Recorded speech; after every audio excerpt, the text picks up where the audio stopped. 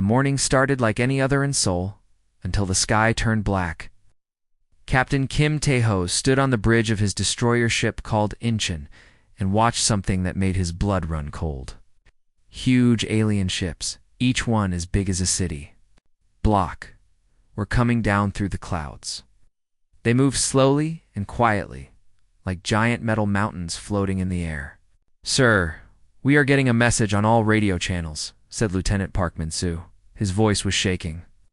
Kim could see sweat on the young officer's face.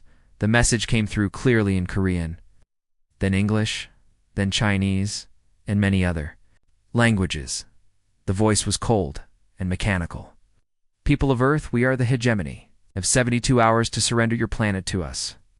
If you do not surrender, we will destroy every city, every town, every person on your world." This is not a request. This is a warning. Kim felt his heart pounding. He had been in the Navy for 20 years, but nothing had prepared him for this moment. All around the world, similar ships were hovering over major cities. New York, London, Tokyo, Moscow, everywhere humans lived, the alien ships waited like dark clouds promising death. At Osan Air Base, Commander Lee Borum was trying to organize a defense. She had been one of the best pilots in the Korean Air Force before becoming a commander. Now she watched her fighter jets take off to face the alien ships. It was like watching children fight against giants. "Blue Squadron, maintain formation," and approached the target. She radioed to her pilots. But her words felt empty. The alien ships were massive, and their weapons were beyond anything Earth had ever seen. The first human fighter jet that got close to an alien ship simply vanished. One moment it was there, the next moment it was gone, not destroyed, not exploded, just erased from existence. The other pilots tried to retreat, but invisible beams of energy reached out from the alien ships and touched each plane. One by one, Earth's most advanced fighters fell from the sky like burning leaves. Lee Borum closed her eyes for a moment. In less than an hour, every military base in Korea was destroyed. The aliens were not just showing their power, they were teaching humanity a lesson about who was in charge now. Meanwhile, the Korea Advanced Institute of Science and Technology in Daein, Dr. Choi Hae-jin was working frantically in her laboratory. She was one of the world's leading experts on computer systems and alien research. When the alien ships first appeared, she immediately began scanning them with every piece of equipment she had. "There has to be something," she whispered to herself. As she typed rapidly on her computer, "Every technology has weaknesses. Every system has flaws." Her equipment was picking up strange signals from the alien ships. The data was complex and alien, but she could see patterns. She began downloading everything: energy signatures, communication frequencies, structural scans. If humanity was going to survive, they would need to understand these invaders. Suddenly, the building shook. Through her window, she could see one of the alien ships hovering directly over the research center.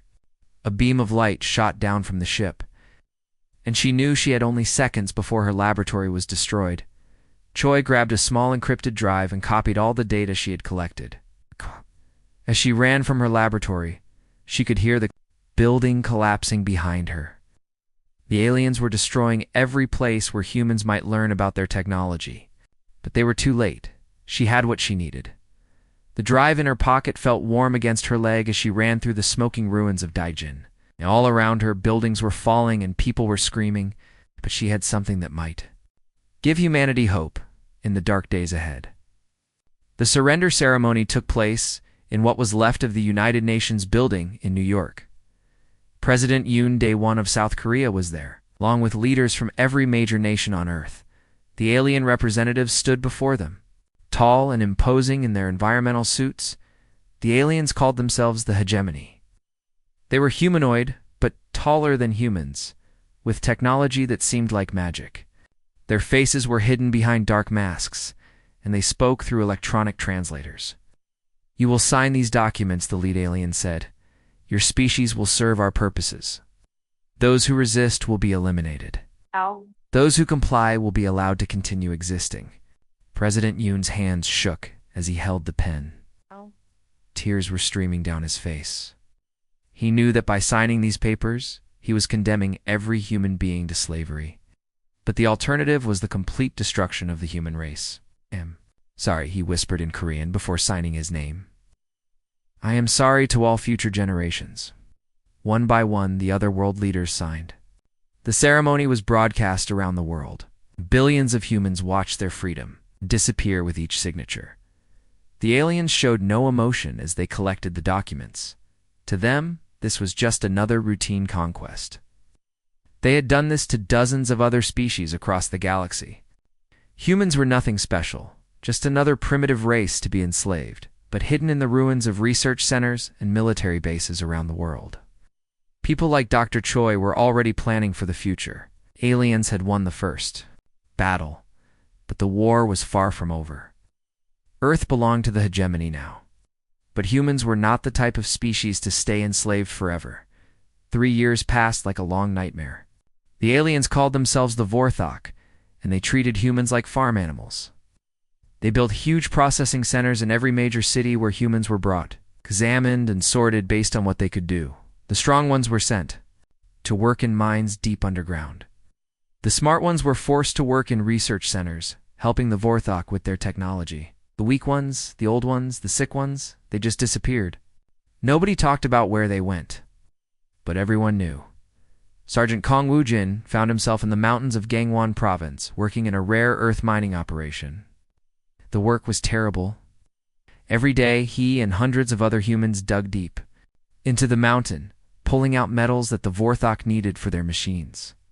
The alien guards carried weapons that could kill a human instantly. They used them often to keep everyone in line. Kong's hands were cut and bleeding from the sharp rocks. His back ached from carrying heavy loads. But he was still alive, and that meant something. More importantly, he discovered that many of the other workers were former soldiers like himself. There was Park, who used to be a tank commander. There was Lee, who had been a communications specialist. There was Kim, who knew how to make explosives. Late at night, when the Vorthok guards thought all the humans were sleeping, Kong would whisper to the others, "We are not just miners," he would say quietly. "We are still soldiers, and soldiers fight back." In the ruins of Busan, Song Yanhua worked in a different kind of prison. She had been a mechanic before the invasion, and the Vorthok forced her to repair their vehicles and equipment. The alien machines were amazing. They could fly without wings. They could cut through steel like paper, and they never seemed to break down. But Song was learning their secrets. Every night, after the Vorthok supervisors left, she would stay behind and study the machines. She would take apart small components and put them back together. She would trace the electrical circuits with her fingers, memorizing every connection. The Vorthok technology was advanced, but it was not magic. It followed rules, just like human technology. And if it followed rules, that meant it had weaknesses. Song began to understand not just how to fix the alien machines, but how to break them, in ways that would not be obvious. She started small. Tiny scratch on a circuit board that would cause a malfunction weeks later. A loose connection that would fail during heavy use. The Vorthok never suspected that their human repair worker was actually their saboteur. The resistance grew slowly and carefully. Former Air Force pilot Jang Soo-bin had been assigned to food distribution in Seoul. Every day, he drove a truck from one work camp to another, delivering the thin soup and stale bread that kept the human workers alive. Zhang was doing more than just delivering food. Hidden in the bread loaves were small pieces of paper with messages. Scratched on the bottom of soup containers were coded symbols. He was carrying information between different groups of resistance fighters, helping them coordinate their plans. The code was simple but effective. A circle meant guards are watching. A line meant weapons available. Triangle meant ready to fight. Slowly, the scattered groups of resistance fighters began to work together. Deep beneath Seoul, in an abandoned subway tunnel, Dr. Choi had built a secret laboratory. She had been hiding there for 3 years, living like a ghost in the underground. Darkness. The Vorthok thought she was dead, which was exactly what she wanted them to think. Her laboratory was made from stolen parts and salvaged equipment. She had Vorthok energy cells that she had taken from damaged machines. She had human computers that she had rescued from the ruins. And most importantly, she had the encrypted drive that contained all the data she had collected during the invasion. Night after night, she worked on decoding the alien technology. The Vorthok machines used principles that were completely different from human technology. But slowly, she began to understand them. Their ships used a type of energy that humans had never seen before. Their weapons worked by manipulating matter at the molecular level. Their communication systems operated on frequencies that human equipment could barely detect. But Dr. Choi was learning. She was not just figuring out how the Vorthok technology worked, she was discovering its weaknesses. Every system had flaws. Every design had limitations. She was mapping them all. The resistance network grew stronger every day. In the mines, Kong was teaching other workers how to fight with improvised weapons. In the repair shops, Song was learning how to turn Vorthok technology against itself. In the distribution centers, Jang was connecting isolated groups of fighters. The Vorthok had made a terrible mistake. They thought that defeating humanity's armies meant defeating humanity's spirit. They thought that separating humans into work camps would prevent them from organizing. They thought that 3 years of slavery would make humans forget how to fight. But humans had been fighting for survival for thousands of years. They had survived ice ages and plagues and wars. They had learned to adapt, to hide, to wait for the right moment to strike back. The Vorthok controlled Earth's surface, but they did not control the human heart. And in the darkness of the mines and the ruins of the cities, that heart was still beating strong. The aliens had broken humanity's armies, but they had not broken humanity's will. That would be their downfall. The rebellion began at sunrise on August 15th, Liberation Day. This was the same day that Korea had gained independence from Japanese occupation many years ago. The resistance fighters knew the history, and they chose this day on purpose. It was time for another liberation. Captain Kim stood on a hill overlooking the Vorthok Command Center in Incheon. 3 years ago, he had been forced to watch his destroyer sink beneath alien weapons. Now he was ready to fight back. Behind him, 20 former Navy personnel waited quietly in the morning mist. They all carried weapons that looked strange, part human, part alien technology. "Remember the plan?" Kim whispered to his team.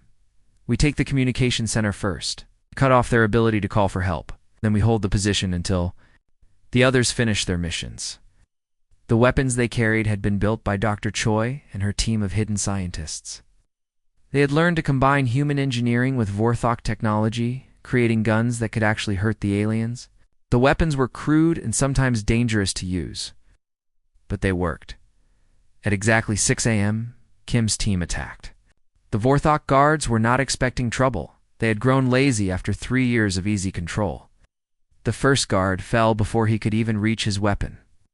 The second guard managed to sound an alarm, but Kim's team was already inside the building. The fighting was fierce but quick. The Vorthok were strong and their technology was advanced, but they were not prepared for humans who fought like desperate animals. Within an hour, Kim's team had control of the communication array. For the first time in 3 years, humans were broadcasting their own messages. At the same time, in the mountains of Gangwon Province, Kong was leading his own attack. The mining operation was protected by energy shields that made it impossible for aircraft to attack. But Kang and his men were not attacking from the air. They were attacking from underground.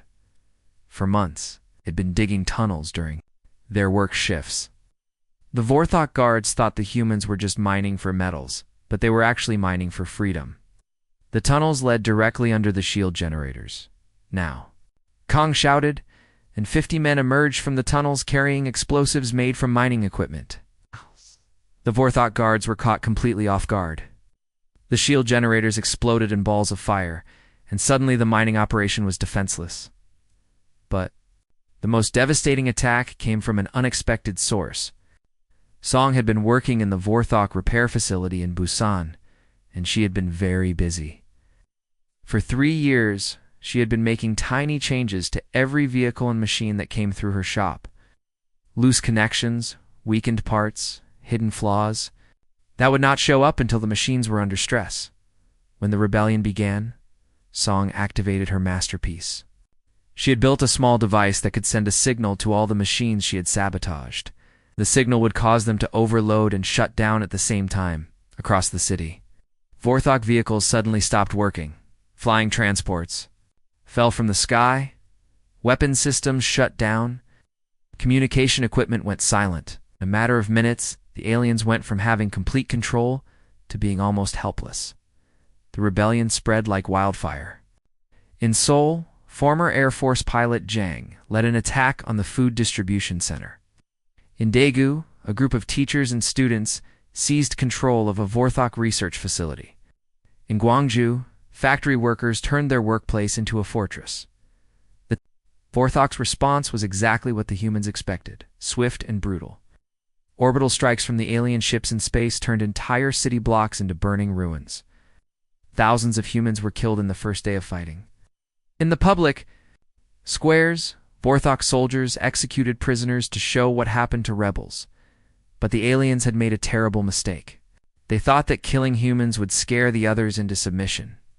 Instead, it made them angrier. For every human killed, 10 more joined the resistance. The executions were broadcast on hidden human radio stations, and each death became a rally cry for freedom. The darkest moment came on the third day of the rebellion. The Vorthok had regrouped and were pushing back hard. Many of the captured facilities had been retaken. It looked like the rebellion might fail before it really started. But that was when Dr. Choi made her greatest discovery, hidden in her underground laboratory. She had been working around the clock to decode more Vorthok technology.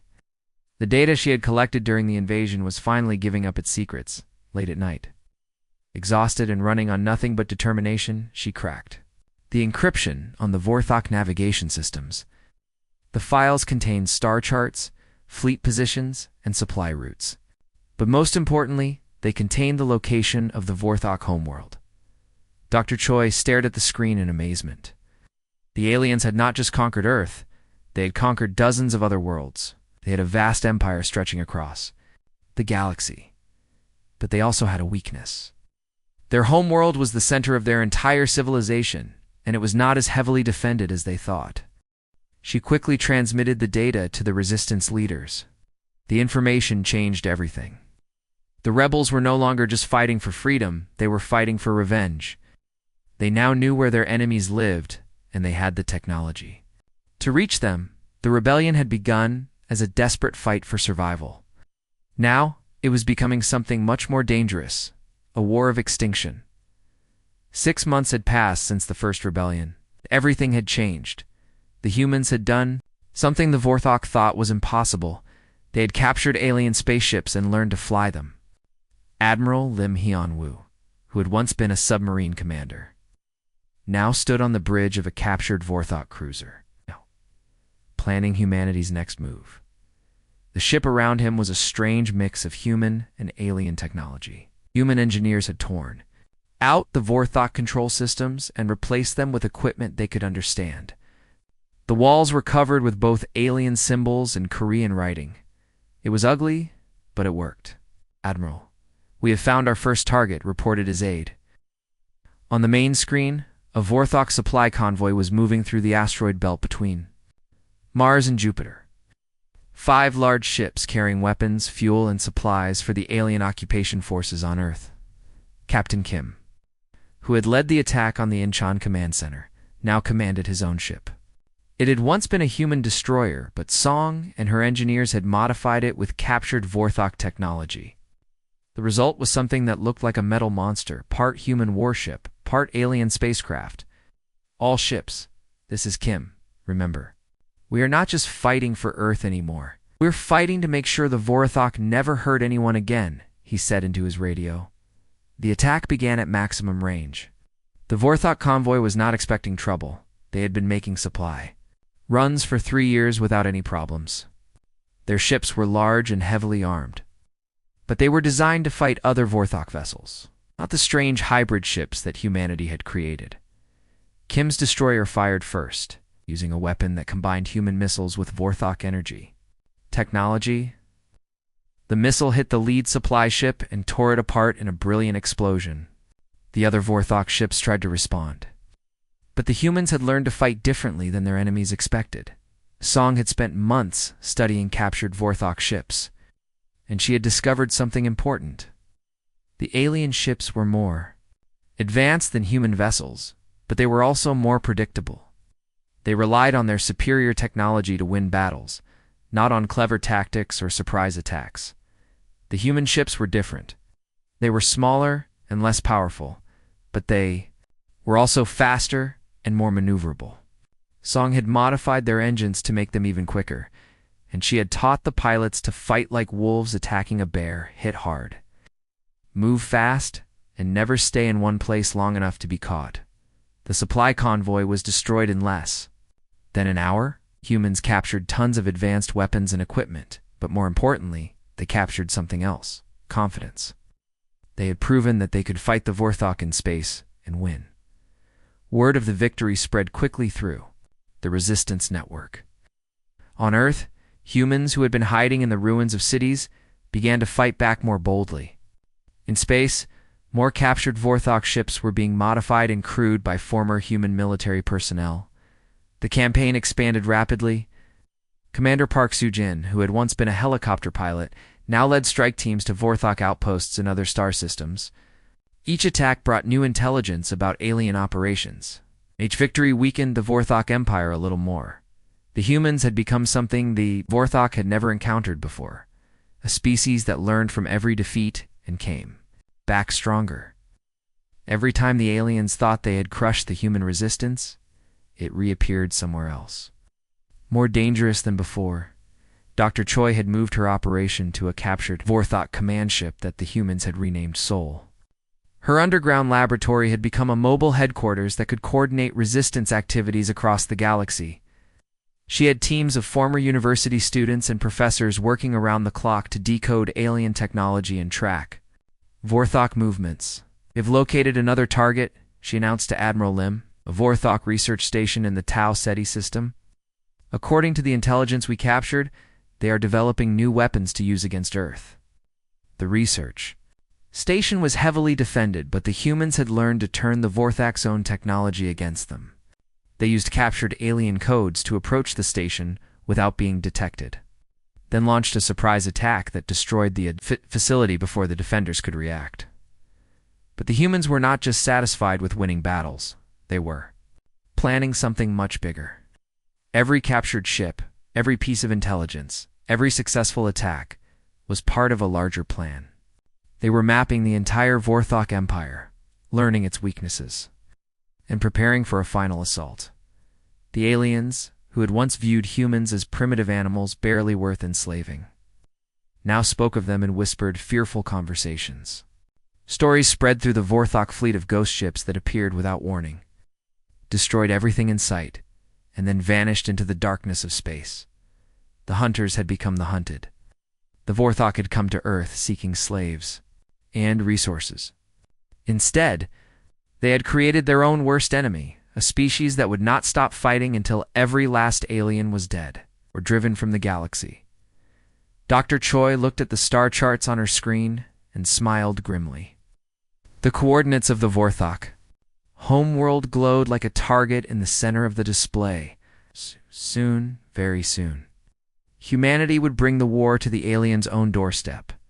The Vorthok had taught humanity a valuable lesson about conquest. Now humanity was going to teach them a lesson about revenge. 2 years after the first rebellion, humanity was ready for its final mission. Admiral Lim stood on the bridge of his flagship, looking out at the largest fleet humans had ever assembled. Hundreds of ships floated in the darkness of space. Some were captured Vorthok vessels. Others were human ships modified with alien technology. And a few were completely new designs that combined the best of both worlds. "All ships report ready, Admiral," said his communications officer. The fleet had taken months to assemble, gathering ships from across the galaxy. Every human who could fight was here, ready for the battle that would decide the fate of both species. The target was Korthus, the ancient capital world of the Vorthok Empire. It orbited a dying red star at the center of their civilization. This was where the Vorthok Council ruled their empire, where they had planned the conquest of Earth, and where they would finally face justice for their crimes. Jump in 3, 2, ... 1. Arc Admiral Lim commanded. The human fleet emerged from hyperspace at the edge of the Korthus system. What they saw made even the most experienced commanders gasp. The Vorthok had gathered every remaining ship in their navy to defend their homeworld. Thousands of alien vessels formed defensive rings around the planet, their weapons powered and ready to fire. "My God," whispered Captain Kim from his command ship. "They have more ships than we thought possible." But Admiral Lim was not discouraged. "Numbers do not win battles," he said calmly. "Courage wins battles. We have something they do not. The will to fight for our freedom." The battle began with long-range weapons fire. Beams of energy and missiles crossed the vast distance between the fleets, lighting up the darkness like deadly fireworks. The Vorthok ships fought with desperate fury, knowing that if they lost this battle, their empire would fall. But the humans had learned to fight differently. Their ships moved like schools of fish, coordinating their attacks and supporting each other. When one ship was damaged, 2 others would move to protect it. When the Vorthok concentrated their fire on one target, the human ships would scatter. An attack from unexpected directions, Captain Kim led a squadron of fast attack ships through the Vorthok defensive lines. His ships were small and lightly armored, but they were incredibly quick. They darted between the massive alien battleships like insects, striking at weak points and then disappearing before the Vorthok could respond. "Engine room. I need everything." "You have?" Kim called to his chief engineer. Song's voice came back over the radio from the engine room. "Sir, we are already running at 120% of maximum power. If we push any harder, the engines might explode." "Then we push harder," Kim replied. "Better to die fighting than live as slaves." Song and her engineering teams worked miracles that day. The hybrid technology they had developed pushed the laws of physics to their limits. Human engines modified. With Vorthok technology ran far beyond their design specifications. Alien weapons, powered by human determination, fired faster and harder than their creators had ever imagined. On the surface of Korthus, the Vorthok Council watched the battle through their sensors. These were the same leaders who had ordered the conquest of Earth, who had enslaved millions of humans, who had thought of humanity as nothing more than useful animals. "How is this possible?" asked the High Counselor, his voice filled with disbelief. "They are just primitive creatures. How can they be winning?" The answer came from the tactical officer. "Sir, they are not fighting like any species we've encountered before. They do not care about losses. They do not retreat when faced with superior numbers. They fight like they would rather die than surrender." The Vorthok fleet, despite its superior numbers and technology, was being systematically destroyed. The humans had learned every weakness of alien technology, every flaw in their tactics, every mistake in their strategy. 4 years of occupation had taught humanity exactly how to hurt their oppressors. The final phase of the battle came when Dr. Choi's command ship, the Soul, broke through the inner defense ring and positioned itself directly above the Vorthok capital city. From the bridge, you could see the massive buildings where the alien leaders lived in luxury built on the suffering of conquered species. "This is Dr. Choi of the Earth Liberation Fleet," she broadcast on all frequencies. 4 years ago, you came to our world demanding surrender. You told us we were primitive animals, fit only for slavery. You were wrong." On the surface, the Vorthok Council listened to her words with growing horror. "You came to Earth seeking slaves, but you found warriors. You wanted obedience, but you created your own destroyers. You taught us that there are fates worse than death, and now you will learn that lesson yourselves." The Vorthok surrender came within hours. Their fleet was in ruins, their homeworld was defenseless, and their empire was crumbling. The proud conquerors, who had once ruled half the galaxy, now begged for mercy from the species. They had tried to enslave. The surrender ceremony took place in the ruins of the Vorthok Grand Council chamber. The alien leaders, once so proud and powerful, now stood as prisoners before a tribunal of humans. The species they had dismissed as primitive. Cattle had become their judges and their new masters. Admiral Lim read the terms of surrender. The Vorthok Empire would be dissolved. Conquered species would be freed. The alien leaders would stand trial for their crimes against humanity and dozens of other species. As the human fleet prepared to leave Korthus, they left behind a new colonial administration. The message was clear to every species in the galaxy. Humanity had learned the most important lesson of all. When you come for their freedom, they will come for your lives. The age of human dominance had begun.